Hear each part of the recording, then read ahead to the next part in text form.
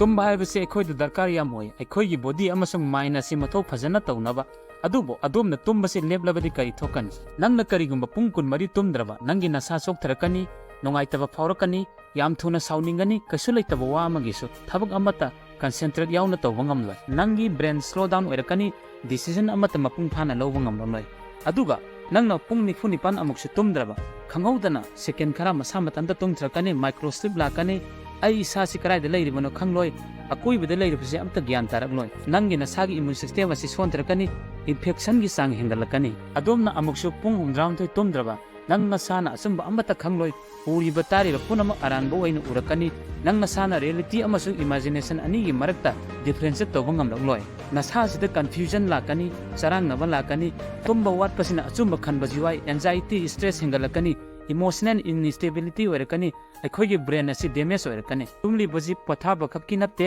masi yamna maru oi akhoi gi survival da nukti gi sidagi hena kanaba video kayamarom yengbo phangnai damakta ai gi Facebook profile amadi YouTube asi follow subscribe tawsinbi